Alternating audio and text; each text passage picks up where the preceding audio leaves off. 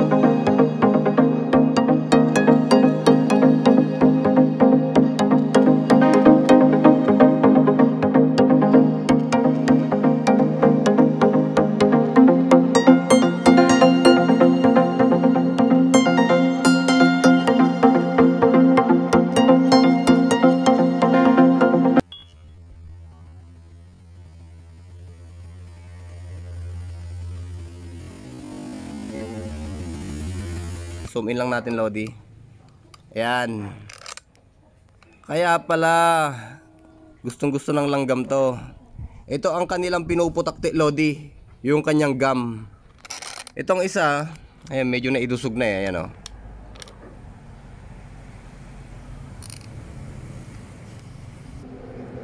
Ayan. Okay, Lodi, tanggalin natin at solusyonan natin muna. Paano ba ang pagtanggal dyan? Ihip lang yan, Lodi, ang katapat. At wala akong blower eh. Dali lang. Sana may mag-sponsor ng blower.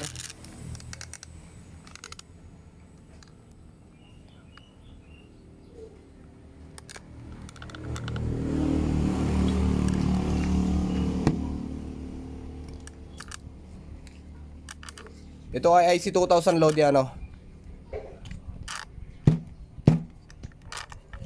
Ayun, Lodi, natanggal. Yun ang problema pagka iniihipan, Lodi. Bumabalik sa mukha ko yung ambir. Ihip lang kasi, Lodi, hindi pwedeng galawin kasi nga sensitive na siya. Ayun, Lodi, natanggal siya, oh. Ayun na siya. Napapansin ko, Lodi, sa kanyang finals ay medyo okay pa naman. Sa camera siguro baka hindi nyo na makita. Medyo connected pa naman yung kanyang mga wire. Ito medyo konti, napahirapan na lang siya ng konti. Itong isa na to, medyo napahirapan na siya rin. At mas lalo ito, itong malaki. Ito kasi yung driver, Lodi, eh. Yung maliit, yung driver. Ito yung finals na tinatawag. Yan. Ayun, share ko na rin, Lodi, ano, yung isa pang paggawa ng finals. Kung halimbawa, Lodi, itong 1091 na to ay kamuka ng sub 17. Kung halimbawa, Lodi, ay buo pa naman yung kanyang mga gum, ayan, share ko lang, at walang transmit. Ito, Lodi, yung mga inyong gagalawin, oh. Ayan, ayan, Lodi. Doblehin nyo lang ng hinang. Ayan, mga yan. Kasi kung minsan nagka-crack to, Lodi, itong ceramic na to, itong plastic base na to, ay itong white base na to na ceramic, sa sobrang init ng transmission nyo kung minsan nagkakrak yan. Ayan, mayroon nagkakaroon siya ng lamat gaya niyan. Kung halimbawa yan, ginuhitan ko na lang yan dito nagkakrak, kaya nadadamay itong hinang na to. Kaya kung minsan wala kayong transmission. Pero ganoon lang yung pamamaraan, Lodi. Minsan, Lodi, videohan ko yung paggawa ko ng finals kung paano. Ito, Lodi, gagamitin din natin tong sealant na to.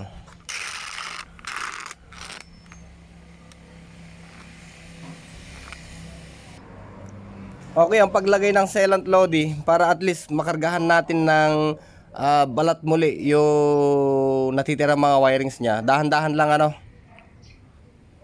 hayaan natin yung sealant ang kumapit dito sa finals na to.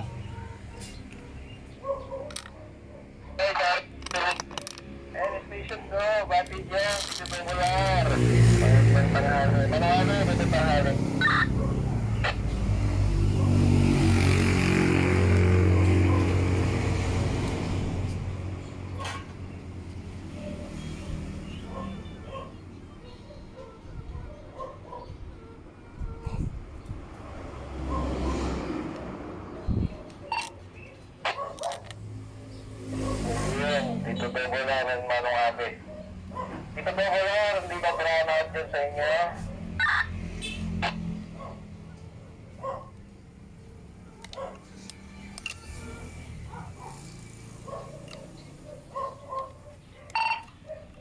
Samantala, habang wala pa tayong replacement, yun nga, nagkarga muna tayo ng sealant.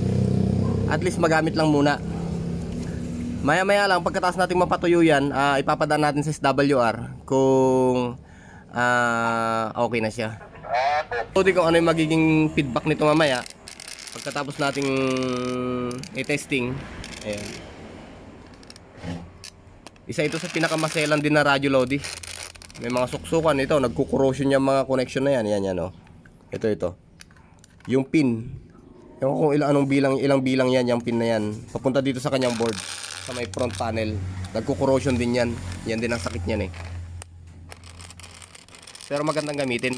Mainitin siya pero malakas. May mga nagsasabi naman na ang IC2000 ay pangit yung receive. Ayan. Sa 3 o 4 na ginamit kong IC2000 nung araw, naka-encounter lang ako ng talagang isa na pangit yung receive. Kaya ayun. So mga Lodi, sandali lang papatuyuan lang natin to. A few moments later. Ito, Lodi. Pambira. Mamaya bayaran ko. Ito, Lodi, medyo tuyo na siya Tuyo na siya, Lodi. Subukan nating magbigay ng transmission, Lodi, So ibabalik na natin yung ating mga tinanggal kanina.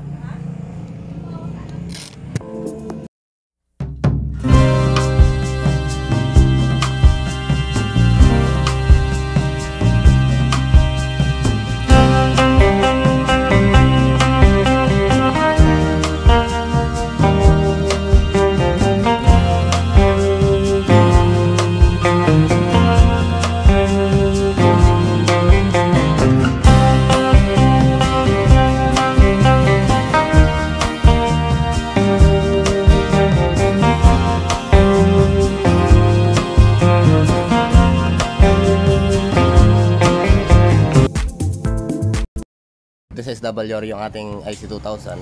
Audio check. Hey. Sound audio. Audio check. Okay naman yung audio. Sa power tayo, Lodi. Okay, Lodi. Yung low power niya ay 10 watts, 15. Okay, meron pa naman siyang 20. Pero mahina yung supply ko, Lodi. Ayan kumukurap. Andali lang.